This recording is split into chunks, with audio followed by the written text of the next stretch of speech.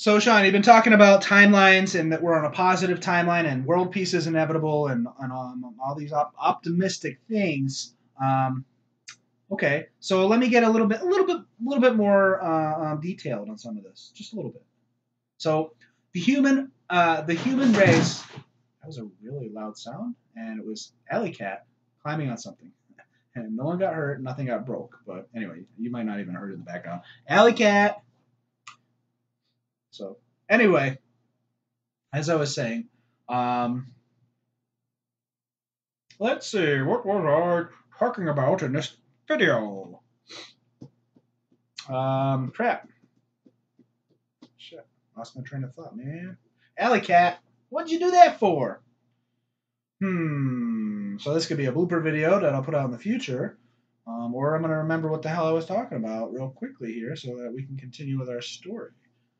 Yes, so humans, the human race as a whole on planet Earth, um, we're very similar to a society you might find in Star Trek. If you're not familiar with Star Trek, um, this might not be as relevant for you. But in Star Trek, one of the common themes you're going to find is that the people in Star Trek in the ships flying around the freaking galaxy, they're not allowed, they're not permitted to violate what they call the Prime Directive, and that's a civilization that's still in its earlier stages. It has not started to travel travel from planet to planet, star to star, etc. Of course, this is assuming we actually live in a reality where the Earth is a sphere and there is an outer space like we're taught in school. Making that assumption, yeah, Star Trek. So yeah, they come across civilizations that are not. They call them warp civilizations. So they're not flying in spaceships yet. So they're not allowed to interfere. The Star Trek people, the humans and their friends, are not allowed to come to the planet and reveal themselves. They're not allowed to interfere and change their trajectory of their evolution until they until they're traveling in spaceships, and then yeah, we can say, hey, we're here. Humans right now are like this civilization that's almost warp ready. We're close. We're close. So Sean, what the heck does that have to do with what's going on the Earth and the humans right now? Like, what exactly are you getting at? So what I'm saying is that when we reach a certain stage in our evolution, other advanced beings, a lot of people would say aliens. Well, guess what? We're all aliens too. Yep, surprise, humans are aliens. Anyway, so yeah, if we reach a certain point in our collective evolution, then once we reach a certain point, then we can have guests visit us. So the UFO thing is going to be an ancient echo of the past because there's going to be a whole lot going on in this category.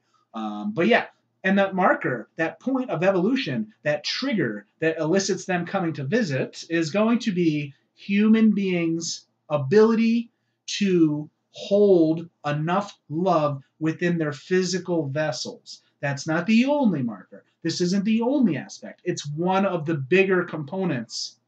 And if you were to look at this component, despite the other components that will be observed, this one component will key you in to where we're at and what's coming. And again, that's how much love can be held within the physical vessel.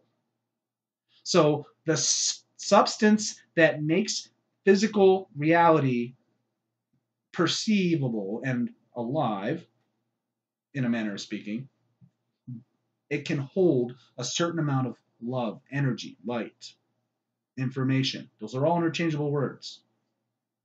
And so the more information or the more love that can be held inside the little pieces of material or the little pieces of reality that make physical reality what it is, that's the key. As humans evolve and our proverbial vibrations increase, we become what you might say lighter. A lot of New Agers have some of these concepts pretty well understood, but a lot of people get mixed up on things. No one's perfect. No one has all the answers. We're all here just trying to do our best, right? So anyway, so the material that your physical body is made out of holds love within it. It's an energy that saturates your being. Well, all emotions are love. All emotions that are an aspect of love. All of them are. Anyway, this gets into some topics that are just not. I'm not comfortable articulating. I really try to articulate things I have a good understanding about, or feel I have a good understanding about, and not just to blab about whatever. If you have specific questions about topics I'm not real sure about, we can work together and try to figure things out. But yeah, so as I was saying, yeah, I don't know. I'm gonna end this video now. I don't know. I don't feel I effectively communicated what I was trying to get across. So I may just redo this video and put it out another time. Perhaps I will watch this video and feel that it's helpful and valid, and I'll put it out for you guys. So, all right, guys.